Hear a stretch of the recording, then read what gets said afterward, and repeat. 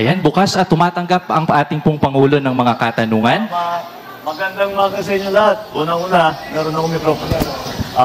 Magandang umaga sa inyo lahat. At unang-una, congratulations sa ating mga sikat na mga magsasaka at mangingisda. At dahil kayo yung nagbubuhay sa ating lahat ng ating kababayan at kayo ang pinakamagaling na nagsasaka at nangingisda. Kaya congratulations sa inyo lahat.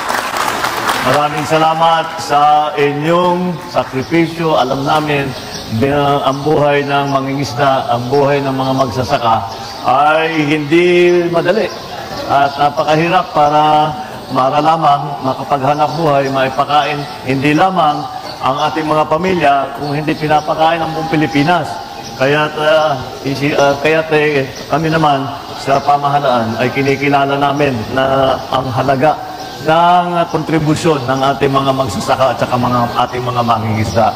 Kaya ito ay maliit lang na pagkikilala sa inyong kontribusyon sa progreso ng bawat Pilipino at ng buong Pilipinas. Maraming salamat sa inyong trabaho, sa inyong sakripisyo, sa inyong patuloy na pagmamahal sa ating mga kapwa Pilipino at sa Republika ng Pilipinas. Thank you po sa inyong lahat. At ngayon po ay bukas at tumatanggap. Para naman pagandahin pa ang inyong maging production, kakatapos na nagdala kami rito, nakita nyo siguro, yung 16 na soil laboratory na mobile soil laboratory. Ito, ang inuna namin itong mobile soil laboratory at ito yung pinakamabilis na magkaroon tayo ng soil laboratory. Ito ay bawat region, magbibigay na tayo, bawat region, magtatagal siya sa isang lugar, tapos iikot para mapag-aralan kung ano na ba ang pangangailangan, ano ba ang tamang pagbigay ng ayuda, ng pesticide, lahat. At pati na kung ano na ang lagay, ano na ang sitwasyon doon sa lupa na tinataniman ninyo. Para mag-maximize tayo doon dumami ang ating production. Pero pagkatapos nitong mobile soil laboratory ay maggagawa na tayo ng permanent. Meron na tayo nasimulan pero sa yung Australian sa Surigao. Meron tayo nasimulan kung gusto namin maglagay ng permanent na soil laboratory sa bawat region. Kaya ito ay unang phase 1 pa lang, phase 1 pa lang ito. Kaya pagpatuloy natin pagpatuloy lang ang aming ginagawa para lahat ng tulong na maibigay natin sa ating mga mangingisda, sa ating mga farmer ay gagawin natin. Darating din tayo sa araw na hindi na tayo masyadong umaasa sa importation. Kaya yun ang ating habol, yun ang magiging sign of success natin kapag talagang nabawasan na natin ang gusto ang ating pagbili ng ating pagbili ng imported rice. Pero kayo ang pag-asa ng agrikultura ng Pilipinas. Kaya ulit, maraming salamat sa sakripisyo ninyo. Maraming salamat po sa ating Pangulo. At ngayon, bukas at tumatanggap po ng mga katanungan, maaari pong banggitin ang inyong pong pangalan, organisasyon at kung taga saan po. Ako po si Geneva Ganyalon from La Union po, Region 1. Ang outstanding young farmer po. And namamayari po ng G's Daiquiri Food Processing. Ang katanungan ko po is para po sa aming mga kabataan at ako po ang boses nila ngayon. Ano po ang hakbang ng ating gobyerno para gawing kaakit-akit ang farming bilang karir po dito po sa ating Pilipinas? Siguro, alam nyo, tama yun na magbigat. Siguro, tama talaga yun kasi ang average age ng ating mga magsasaka at saka mangingisda masyado ng mataas.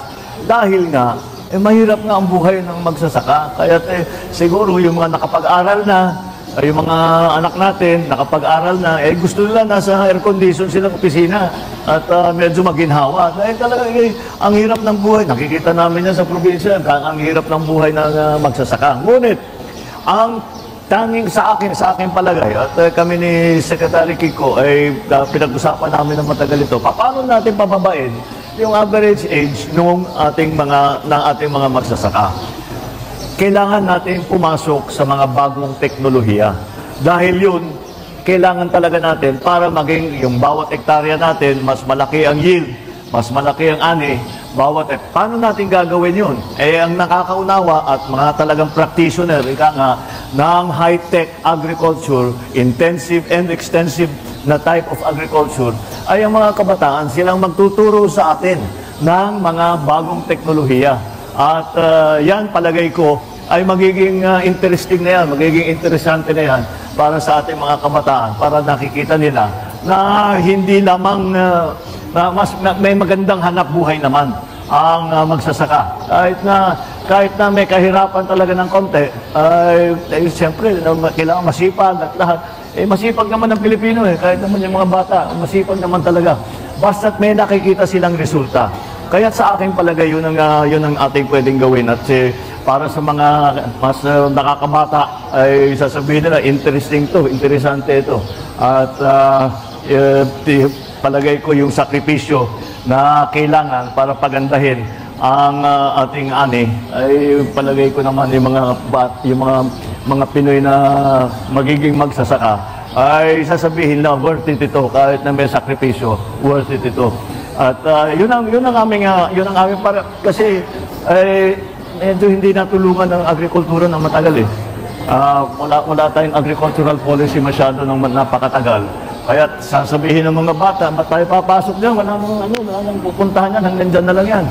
Kaya ngayon, babaguhin natin lahat yan. Ngayon, may pag-asa na makikita nila, mayroong pagpaganda ng kanilang hanap buhay bilang magsasaka at sila ibabalik sa pagsasaka.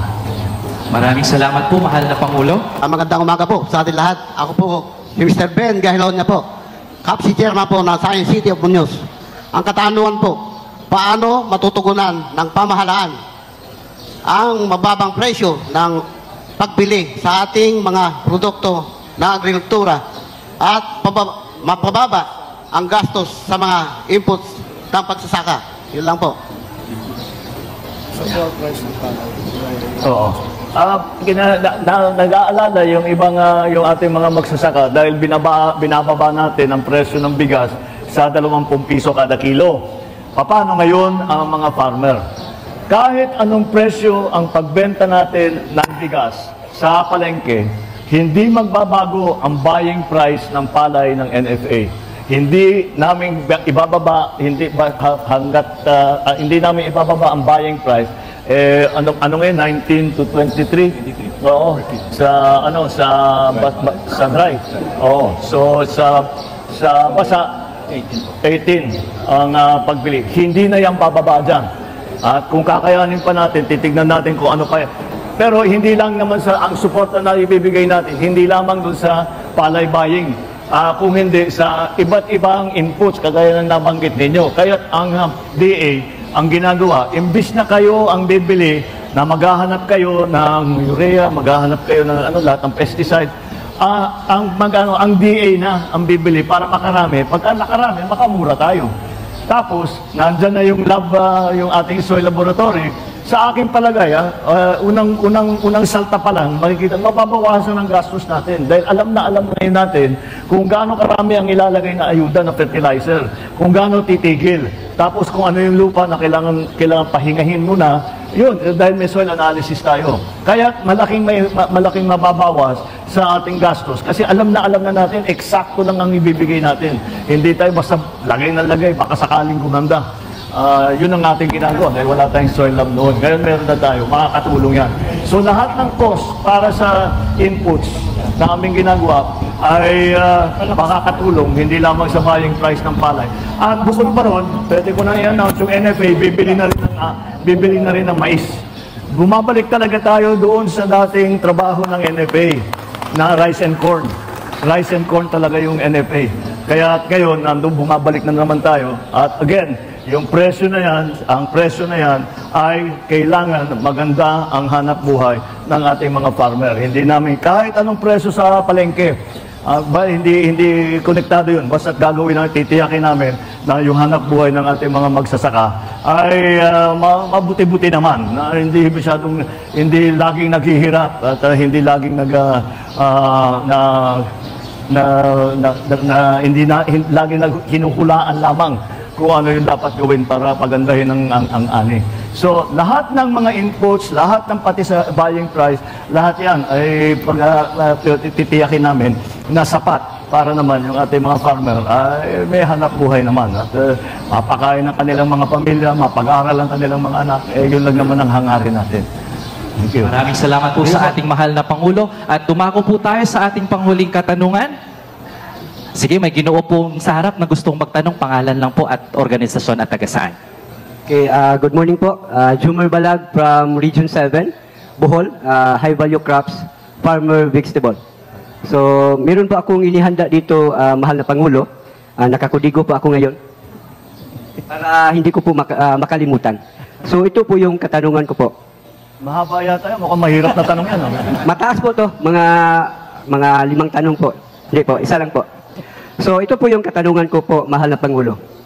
Mayroon bang mga suportang serbisyo para matulungan ang mga individual na magsasaka na makaangkop at makabangon mula sa matinding mga kalamidad at pagbabago ng klima? Yan po. Maraming salamat po. Well, unang-una, pagka tinamaan ng bagyo at nasira ang tanim, kung depende kung ano yung sa ang tawag dito, kung nasan tayo sa season. Kung pwede pang magtanim ulit. Kung pwede pang magtanim ulit, papasok na naman ang DA at tutulungan kayo makapagtanim ulit. Kung huli na, ay bibigyan kayo namin ng suporta. Bukod pa ron, lahat ng tanim natin ay may insurance, binibigyan natin ng insurance. So, hindi kagaya nung dati na kasi yung iba namamahalan, by province ginagawa noon eh. At siyempre, hindi kayang makover lahat. Ngunit, since ang DA na ang gumagawa, ay mas malaki na ang pwedeng insurance cover. Kaya pinalawak natin ang coverage ng ating mga insurance. Bukod po, pero pagka talagang nasira na yung planting season at hindi na makabawi, ay magbibigay kami ng subsidy para makatawid lang hanggang sa susunod na planting season. Yun ang aming iba't ibang ginagawa para sa bagyo. Sa awa ng Diyos, hindi na tayo gumaya doon kasi hindi lang bagyo pati El Nino, delikado rin tayo sa El Nino. Yun ang nangyari sa atin last year. 9 months tayo dito sa Pilipinas na walang ulan. Kaya ang daming nasirang tanim. Kaya napilitan kami mag-import ng malaki. Tapos bukod pa doon, ay nagbigay naman kami hindi pa buo yung insurance namin eh. Pero ngayon, ready na tayo. Kung maulit ang El Nino at maulit yung sunod-sunod na bagyo na kung maalala nyo, 6 na bagyo yun na wala pang 1 buwan, 6 na bagyo ang tumama rito sa Pilipinas, handa na ngayon tayo dahil alam na natin kung ano yung mga kailangan gawin. Nailagay na natin ang mga iba't ibang sistema sa DA, sa NFA at hanggang sa local level ay handa na tayo. Alam na namin yung aming kailangan gawin. Inayos na namin ang sistema para hindi naman masyadong mahirapan ang mga farmer natin. Kagaya ng nabanggit ko, napakahirap na nga ng buhay ng farmer. Dapat suportahan natin ang gusto. So, yun ang aming mga ginagawa. Yung insurance na para sa mga nasirang tanim, at saka yung ating pagbawi na kung sakali pa pwede magtanim ulit, yun ang gagawin natin. Yung kailangan lang nakalista sa RSPSA. Oo, RSPSA. Basta kasama kayo sa RSPSA, kasama kayo dyan sa lahat ng mga sistema na yan. Nung last year, nakatatlo tayo na-release dun sa PAF. More than 3. Dahil yun na nga, sa bagyo, ang daming nasira. Pero ngayon, alam na natin ang gagawin natin. Huwag na sana maulit yung mga nangyari last year na walang ulan na 9 na buwan. Tapos sa isang December, sa isang buwan, 6 na malalaking bagyo. Kaya sana hindi na maulit yan. Pero kahit na maulit yan, mas ready na tayo ngayon kaysa sa nung nakarang taon. Maraming salamat po sa ating pong mahal na Pangulo.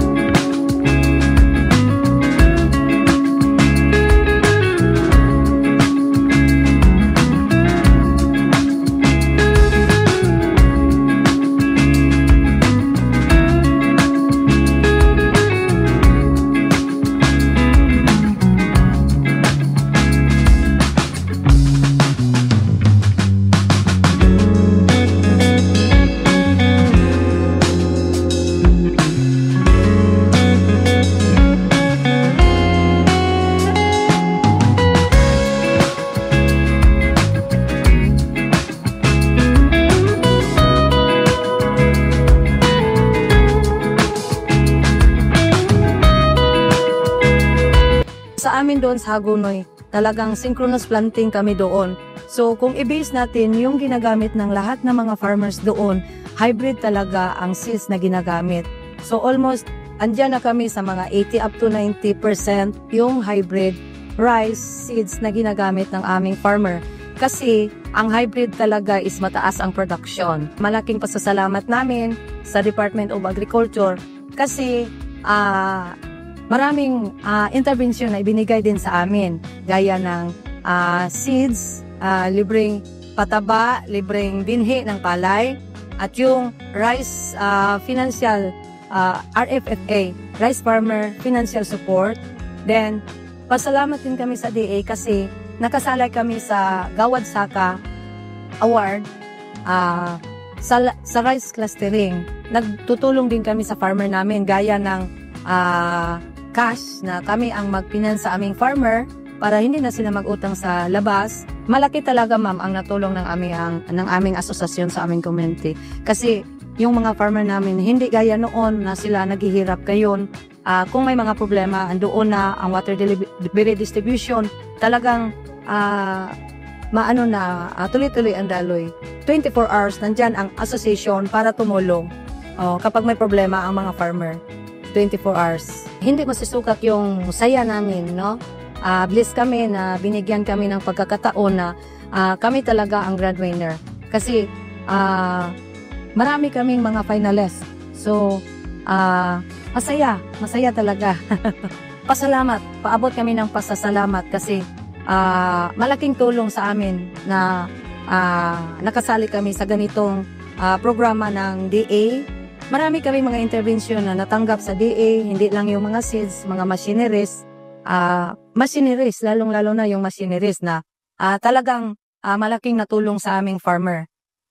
Like for example, yung mga harvester, rotor, tractor, talagang walang pagsasawang suporta ang ating Pangulo sa mga magsasaka.